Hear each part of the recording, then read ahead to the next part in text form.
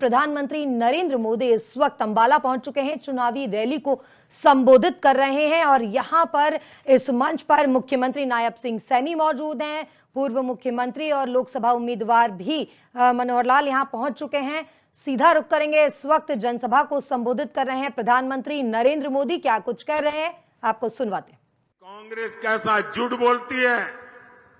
उन्होंने 500 करोड़ रखा था।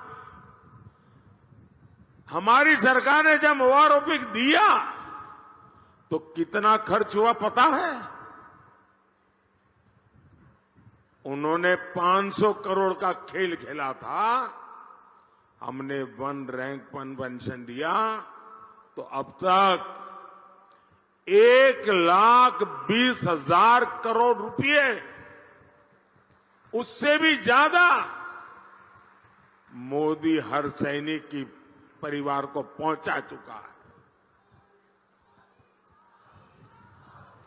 अब आप बताइए, 500 करोड़ कागज पे लिख करके देश के लिए जीने मरने वाले, देश के लिए जान की बाजी लगाने वाले, और हरियाणा कुरुक्षेत्र की धरती जहां सत्य विजयी होता है, उस धरती पर पूर्व सैनिकों के सामने झूठ बोलने का पाप किया था। और जब मोदी ने इसको लागू किया, 1,20,000 करोड़ रुपए के साथ हर परिवार की चिंता की है। और मोदी हर परिवार की चिंता समझता है और इसीलिए ऐसे संवेदनशील निर्णय लेता है।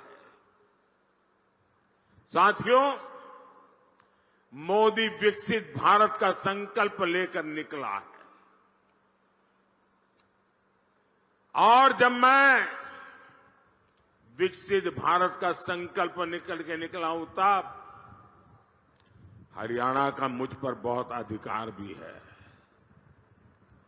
क्योंकि मेरी विकास यात्रा में हरियाणा के भी संस्कार है।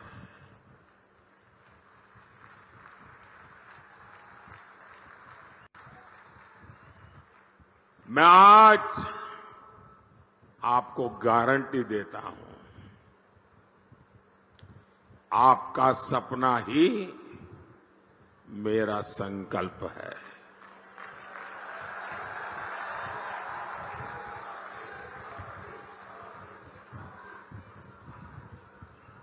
पल पल आपके नाम, पल पल देश के नाम, 24/7 फॉर 2047।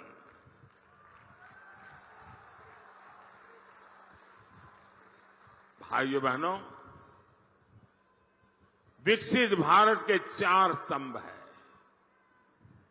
गरीब, युवा, महिला और किसान। मोदी इन 4 स्तंभों को ऐसी मजबूती देना चाहता है ताकि मेरा देश मजबूत हो, मेरा हिंदुस्तान मजबूत हो।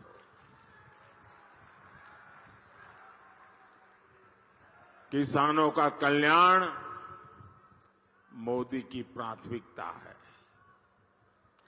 2014 से पहले के 10 साल में कांग्रेस की सरकार ने देश के किसानों से सिर्फ, और ये भी मेरा एक काम करेंगे, जरा मैं आपको पूछता हूं, मेरा एक काम करेंगे?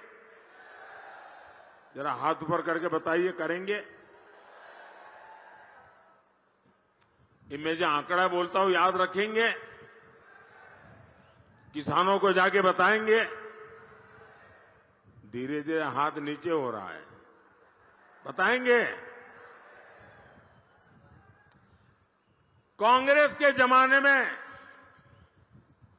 सिर्फ 7.5 लाख करोड़ रुपए का अनाज एमएसपी पर खरीदा गया था कांग्रेस के जमाने में। 10 साल में कितना? 7.5 लाख करोड़ का एमएसपी पर अनाज खरीदा गया था। ये किसानों के नाम पर राजनीति करते हैं ना। 10 साल में 7.5 लाख करोड़। और मोदी ने क्या किया? 10 साल में 20 लाख करोड़ रुपए का एमएसपी में हमने किसानों से अनाज खरीदा है। यानी 3 गुना अनाज एमएसपी पर खरीदा गया है। और पहले तो पैसा मिलने में भी कई महीने लगते थे। अब पैसा सीधे किसान के नाम पर बैंक के खाते में जमा हो जाता है। साथियों, कांग्रेस ने गन्ना किसानों को सिर्फ और सिर्फ धोखा दिया है। आज गन्ने का एफआरपी करीब 350 रुपये क्विंटल है, जबकि कांग्रेस की सरकार करीब 210 रुपये प्रति क्विंटल देती थी। ये आंकड़े याद रखना, मुंह तोड़ जवाब देना इस झूठ बोलने वालों को। 2014 में जब हम लोग आए तब गन्ने का बकाया करीब 60,000 करोड़ रुपया था। किसान का पैसा था, उसकी मेहनत का पैसा था। 60,000 करोड़ रुपया बकाया था, जबकि इसी साल हमने 1,14,000 करोड़ की पेमेंट की है। यहां अंबाला, करनाल और कुरुक्षेत्र के किसानों को पीएम किसान सम्मान निधि के भी, मैं सिर्फ इसी इलाके का बोल रहा हूं, इसी एक इलाके में 650 करोड़ रुपए से ज्यादा किसानों के खाते में ट्रांसफर किए गए। साथियों, आज दुनिया के सामने भारत सुपर फूड लेकर के गया है। न्यूट्रिशन की दुनिया में दुनिया को बहुत कुछ देने की ताकत भारत में है, और इसलिए ग्लोबली पोषक आहार उसका हब बनाने की हमारे पास ताकत है। यानी जो ज्वार, बाजरा जैसा मोटा अनाज हमारा हरियाणा का किसान उगाता है, उसे मोदी दुनिया तक पहुंचाना चाहता है।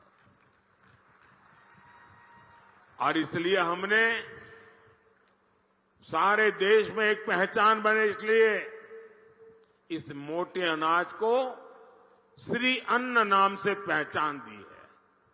और हमने पूरे दुनिया के लिए अंतर्राष्ट्रीय मिलेट ईयर मनाया।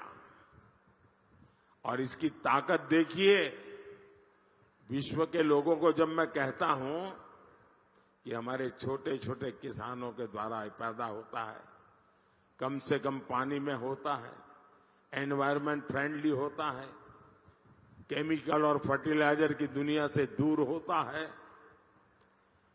तो दुनिया के लोगों को अचरज होता है। पिछले दिनों मैं अमेरिका गया था। अमेरिका के राष्ट्रपति जी ने व्हाइट हाउस में बहुत बड़ा भोजन समारोह रखा था, और देश का प्रधानमंत्री के लिए इतना बड़ा आजादी के बाद ऐसे अवसर बहुत कम आए। लेकिन मजा ये थी कि सारे मेहमानों को खाने में ये हमारा मिलेट परोसा गया था, ये ज्वार बाजरा परोसा गया था। ये सुपर फूड की पहचान मेरे हरियाणा, राजस्थान, ये जो राज्य हैं, उनके किसानों के लिए बहुत बड़ा अवसर लेकर आई है। साथियों, हम एक बहुत बड़ी, दुनिया की सबसे बड़ी योजना उसको लेकर के आए हैं। हम 2 लाख से ज्यादा गोडाउन बनाने पर काम कर रहे हैं। हमारे देश में अनाज के इतने बड़े भंडारण, उस दिशा में हम काम कर रहे हैं। आने वाले 5 साल में हम आलू, प्याज और टमाटर किसानों के लिए विशेष क्लस्टर बनाने जा रहे हैं।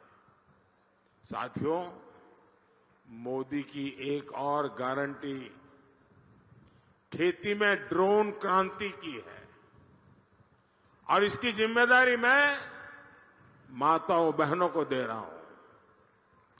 मैं गांव के महिलाओं को ड्रोन पायलट की ट्रेनिंग दे रहा हूं, लाखों रुपया का ड्रोन उनको दे रहा हूं। और हरियाणा के कृषि क्षेत्र को जिस तरह यहां की माताएं बहनें संभाले हुए, आप देखिएगा खेती के ड्रोन के इस्तेमाल में भी हरियाणा सबसे आगे रहेगा।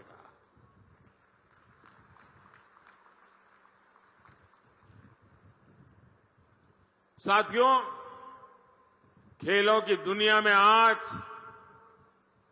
हरियाणा का इतना नाम है, तो उसके पीछे हमारी बेटियों की ताकत है। और मोदी ने बेटियों के लिए सैनिक स्कूलों के भी दरवाजे खोल दिए। अभी एनडीए में महिला कैडेट्स का जो पहला बैच ट्रेनिंग ले रहा है, उसमें बड़ी संख्या में हमारे हरियाणा की बेटियां हैं। साथियों, कांग्रेस को महिलाओं से, किसानों से, नौजवानों से कोई मतलब नहीं है। कांग्रेस को सिर्फ वोट से मतलब है। अब बताइए, दिल्ली और हरियाणा में हाथ में झाड़ू लेकर घूम रहे हैं और पंजाब में कह रहे हैं झाड़ू वाला चोर है। अब इन्होंने हरियाणा वालों को समझ क्या रखा है? भाइयों बहनों, इनके लिए वोट बैंक ही सब कुछ है। अब कांग्रेस के लोग कहते हैं कि एससी, एसटी, ओबीसी का आरक्षण धर्म के आधार पर बांट देंगे। ये दलितों का, पिछड़ों का आरक्षण छीन लेना चाहते हैं। ये लोग अपने वोट बैंक को खुश करने के लिए सिखों और दलितों को नागरिकता देने का भी विरोध कर रहे हैं। कांग्रेस कह रही है कि सत्ता में आए तो सीए कानून को रद्द कर देंगे।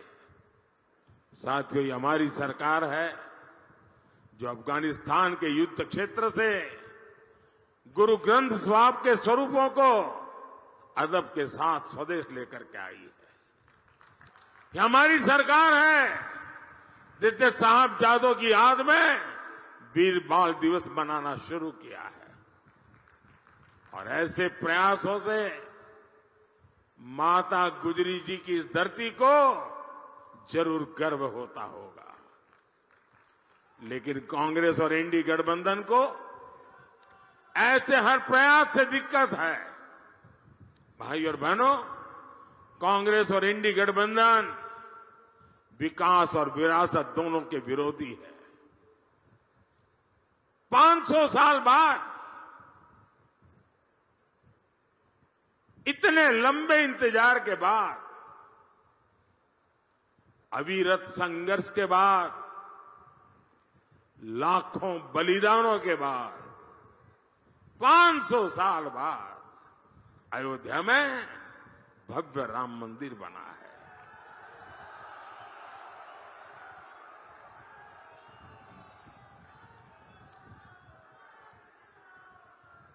पूरा देश राममय हो चुका। पूरा देश राम मंदिर से इतना खुश है जिसे लोग समझ नहीं पाते हैं। लेकिन कांग्रेस और इंडी गठबंधन के नेता आए दिन मंदिर के लिए अपमानजनक बातें करते हैं।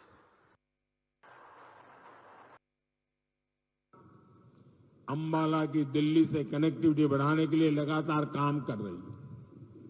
हम यहां के एयरफोर्स बेस को उड़ान योजना से भी जोड़ रहे हैं। बहुत जल्द ही आप अंबाला से दूसरे शहरों के लिए हवाई जहाज पकड़ सकेंगे। तो प्रधानमंत्री आज अंबाला पहुंचे हैं, रैली को संबोधित कर रहे थे। सीधा हमला कांग्रेस पर बोलते यहां नजर आए प्रधानमंत्री नरेंद्र मोदी।